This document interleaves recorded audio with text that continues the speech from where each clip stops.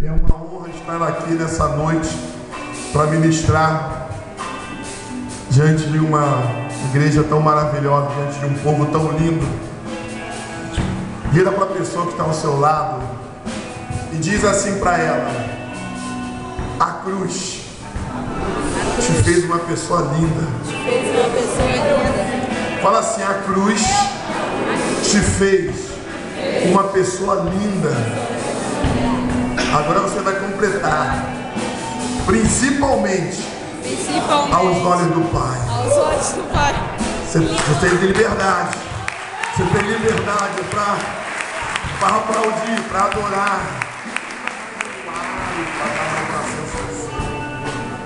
Queridos, Deus colocou uma mensagem no meu coração. E o tema é um tema simples. O tema para iniciar essa campanha é a mensagem da cruz. Você pode dizer assim comigo? A mensagem da cruz. Mensagem da cruz. Repita mais uma vez: a mensagem. A mensagem da cruz. Mensagem da cruz.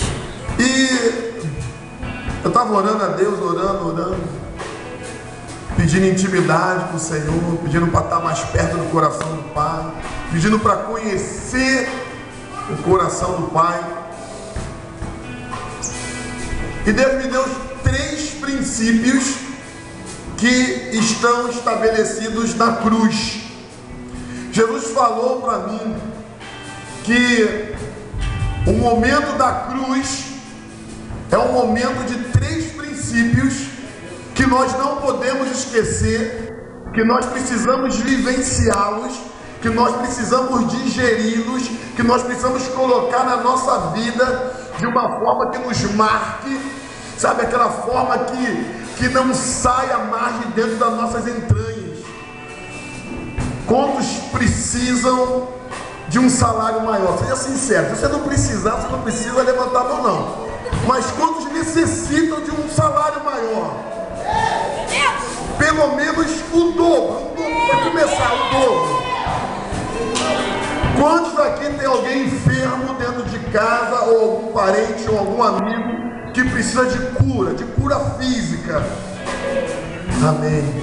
Quantos estão em busca de tranquilidade dentro de casa?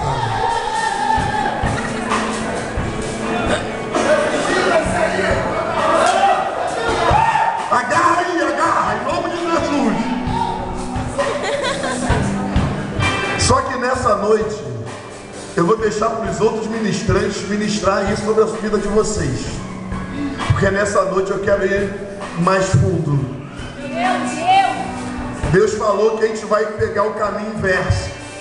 Estamos acostumados com as demais coisas, lutamos pelas demais coisas, oramos pelas demais coisas, buscamos as demais coisas, brigamos pelas demais coisas, ansiamos pelas demais coisas, mas Deus disse que em primeiro lugar é o reino.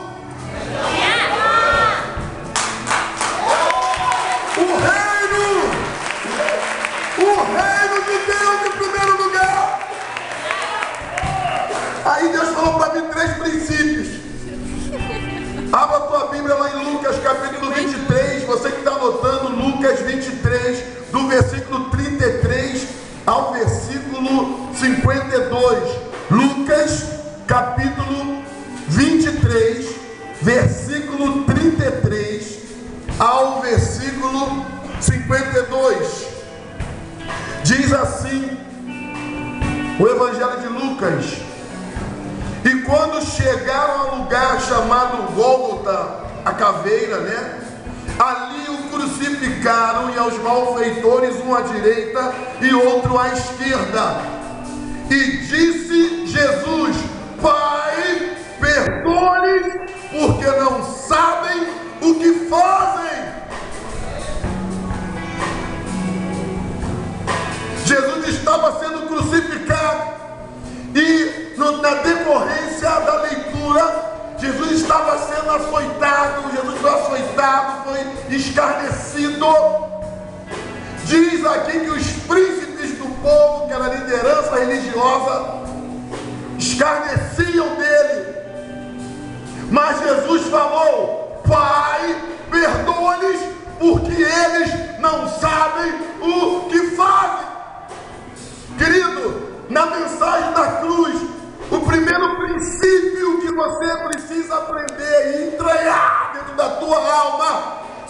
chama o princípio da paternidade. Aqueles príncipes zombaram de Cristo, porque eles não entendiam a paternidade de Deus sobre a vida deles. Sabia disso, Felipe? Os próprios apóstolos, os discípulos, não defenderam Jesus, Felipe, porque eles não entenderam o princípio da paternidade. Se você olhar bem, Pedro sai da presença de Jesus, os discípulos se espalham, os discípulos eles se perdem, os discípulos não oram. Os discípulos não oram, vamos orar uma hora, eles dormem. Eles não entenderam. E Jesus ali estabelece o primeiro princípio, que é o princípio da paternidade. Fala comigo assim, paternidade. O que significa o princípio da paternidade? Significa que Jesus na cruz do Calvário inaugurou um ministério chamado do Ministério da Reconciliação. Sabe por que cristianismo não é religião? Vou te explicar. Porque religião, dentro do seu termo original, significa religação, do grego, e a ideia é o homem tentando se religar a Deus. Então religião parte do princípio que o homem toma uma atitude para se ligar a Deus. Então o homem usa patuá, o que mais? Me ajuda aí.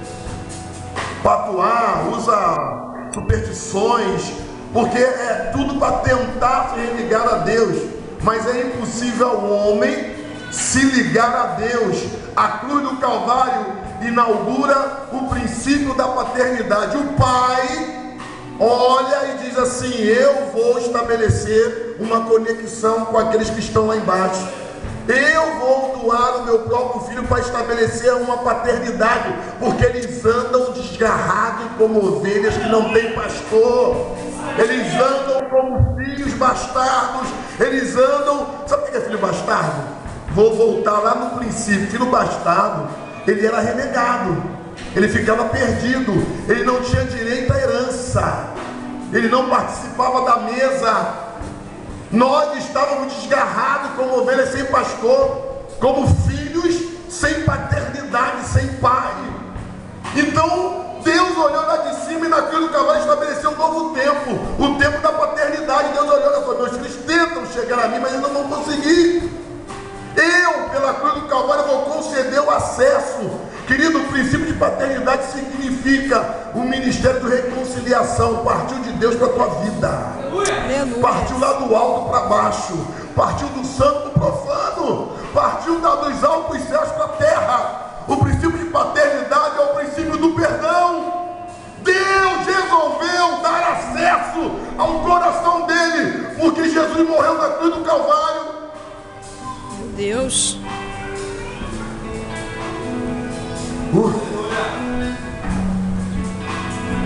Misericórdia. A palavra paternidade significa o seguinte: é uma palavra que tem origem no hebraico, gené, gênea, paternidade, nascimento, natividade. Aquele que foi gerado, homens da mesma linhagem, pessoas da mesma família, os vários graus descendentes, os membros sucessivos de uma genealogia, grupo de pessoas muito semelhantes uns com os outros, nos dons, nas ocupações e no caráter. O princípio da paternidade que Deus estabelece na cruz do Calvário significa que Deus olha lá de cima, tem os serafins. Os serafins estão com a harpa cantando, uma coisa mais linda. Os querubins estão voando, coisa mais linda. Os anjos estão se movimentando, maravilha. Mas Deus sentia a falta de Adão. Deus sentia a falta, porque Deus desce até hoje na virada do dia e pergunta: cadê você, Adão? Cadê você, Adão? Cadê você, Maria, Beto, João, Pedro? Cadê você? Cadê você? Cadê você? Deus sentia a falta de ter contato com o homem. Deus sentia a falta. Deus estabelece a paternidade para começar a ter comunhão com o homem de novo, para começar a ouvir o homem de novo, para começar a conversar com o homem de novo, para alcançar o homem de novo. Meu Deus. Princípio da paternidade é o princípio de reconciliação. Eu sei que você precisa de um carro novo, eu sei que você precisa de um salário melhor, eu sei que você precisa de paz na tua casa, eu sei que você precisa vencer o teu deserto, eu sei que você precisa vencer o pecado, eu sei que você precisa vencer a derrota, a angústia, eu sei, mas eu sei que você precisa de um pai. Conheço um monte de gente que tem isso tudo, mas não tem pai. Meu Deus. Eu conheço um monte de gente que conquistou isso e muito mais, mas vive na terra sem um pai. E se você prestou atenção, membros sucessivos de uma genealogia, não tem genealogia. Você veio da onde? Não sei. Quem te gerou? Não sei. Você pertence a que tribo, a que família? Não sei. Você não está na terra, como a Bíblia diz, como peregrino.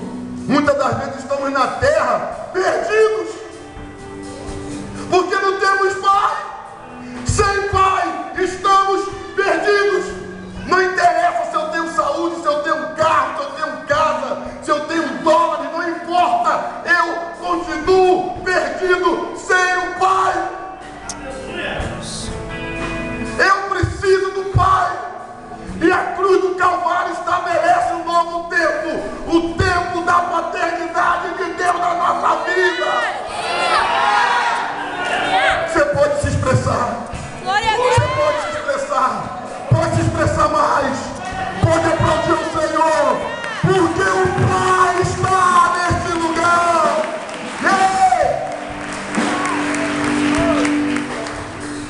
Jesus. Por que a gente peca? Por que permanece no pecado? É a falta do pai. Não tem pai. E isso é uma coisa tão séria. Isso é uma coisa tão séria. Sem desmerecer A, B ou C, porque nós sabemos que o mundo é um mundo complicado. A gente pode pegar as famílias que não têm a presença do pai. Nós sabemos que existem mães solteiras, e dentro da sinceridade do seu coração, você sabe o que é criar um filho sem a presença do pai. Você sabe o que é criar um menino sem a presença do pai. Você sabe o que é criar uma menina sem a presença do pai. É sério, porque começa no mundo espiritual e se alastra. Aí a mãe tem que ser pai e mãe simultaneamente. Olha mais pai, olha, aí mistura tudo. Deus não projetou isso, eu sei que acontece, mas isso não é projeção de Deus. Mas isso afeta a nossa vida, afeta a família. A criança cresce sem a referência. Por que o Satanás tem atacado a família? Para desestabelecer o que Deus conquistou na cruz, que Deus estabeleceu na cruz do Calvário, a paternidade. E paternidade fala que você precisa pertencer a uma família. Você não pode ser sem família. Vira para a pessoa que está ao seu lado e fala assim, ó, você não pode ser sem família. Não pode ser sem família. Quantos pertencem a uma família aqui? Amém. Quantos tem pai aqui? Quantos tem pai aqui? Quantos tem pai aqui? Quantos tem pai aqui? Então dá glória a Deus aí, você que tem um pai. Você que tem um pai na tua vida, glorifica. Dá glória, não mais, adora mais. Adora mais. Ai, Mateus, dá glória, pai, muito obrigado. Obrigado, pai. Segundo princípio estabelecido na cruz do Calvário é o princípio da legitimidade. Primeira coisa que Deus estabelece na cruz é o princípio da paternidade. A humanidade tem que saber que ela foi gerada de mim. Eu sou o pai. Eu cuido, eu supro, eu protejo, eu corrijo, eu ponho de castigo. Amém? Amém. Por que tem gente que usa aquela frase que nós aqui não usamos esse termo, mas vou usar essa expressão para você entender. Por que tem lugar que você bota a pessoa no banco e a pessoa vai embora? Porque ela não entendeu a paternidade. Então, como ela anda sem pai dentro da igreja, qualquer coisa ela sai, vai para outro ministério, porque ela não entende a paternidade. Presbítero Emerson, no dia que a pessoa entender a paternidade, a primeira coisa que ela vai fazer é ouvir o pai e obedecer ao pai. Eu quero aprender assim também. Domingo eu estava doido para cantar. Pô, Jesus, tem uma canção aqui. Vou entrar rachando, vou entrar. O céu está aberto, vou entrar, mas eu vou entrar esmerilhando. Aí o pai falou: não, eu quero a minha filha, pega a minha filha. Cadê minha filha? Eu quero qual, Senhor? Qual? Ah, é essa daqui. Ah, desculpa, pai. Vem cá. É você. Vem pra cá, vou gaguejar. Gagueja, não tem problema, mas é você. Deus falou que é você. Vou mais cantar na igreja não. Por quê? Não. Porque entrou uma garotinha na minha vaga. E eu estou aqui, eu dizimo, eu não entendeu paternidade. Quando você entende paternidade, você fica acima dessas coisas. Para adorar a Deus, não precisa estar aqui em cima. Para fazer a obra de Deus, não precisa estar aqui. Não precisa aqui estar em cima, não. É justamente quando você achar que não precisa, que você não quer, que Deus vai te colocar. Porque você entendeu paternidade. Isso aí. Paternidade não é público, paternidade é altar. Meu Deus. Paternidade não é show, paternidade é quebrantamento. Paternidade não é palavra de autoridade, paternidade é palavra de se lançar aos pés. Os discípulos fugiram porque não entenderam isso. O segundo princípio, o princípio da legitimidade. O que é ser legítimo? Legitimidade é uma particularidade ou condição do que é legítimo. Agora, o que é legítimo? Que tem as qualidades requeridas por alguma lei. Por que Jesus na cruz do Calvário ele cumpre o princípio da legitimidade? Porque enquanto Jesus não morreu, Satanás virava para Deus e disse: não, mas ele é Deus. Mas ele é Deus. Não, ele é Deus. Na hora que Jesus estava na cruz do Calvário e morreu, porque Jesus veio como homem, cumpriu todo o princípio da lei. Jesus cumpriu todos os desígnios da lei. Jesus veio obedecendo tudo. Naquilo que Adão falhou, Jesus obedeceu. Naquilo que Adão na virada do dia se escondeu, Jesus no Getsêmani. Você se notar bem, você tem a virada do dia quando Deus vem a Adão, e você tem a madrugada quando as trevas invadem o mundo, e Jesus vai orar lá no Getsêmani, que a angústia era tanta que ele chega a suar sangue. Chega a suar sangue. Os discípulos, por não entender a paternidade, não conseguem orar, não conseguem acompanhar. Mas Jesus estava lá. Adão errou, falhou, ficou fora. Eu não posso ser como Adão. Eu não posso, eu tenho que ficar aqui, eu tenho que permanecer firme. Quando Jesus cumpre todo o objetivo, ele é legitimado.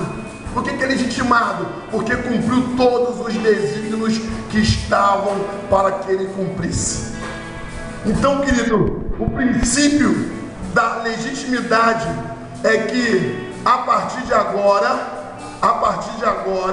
como Jesus cumpriu todos os princípios, agora ele pode ser chamado o Filho do Deus vivo. Agora ele pode ser chamado o Filho do Deus vivo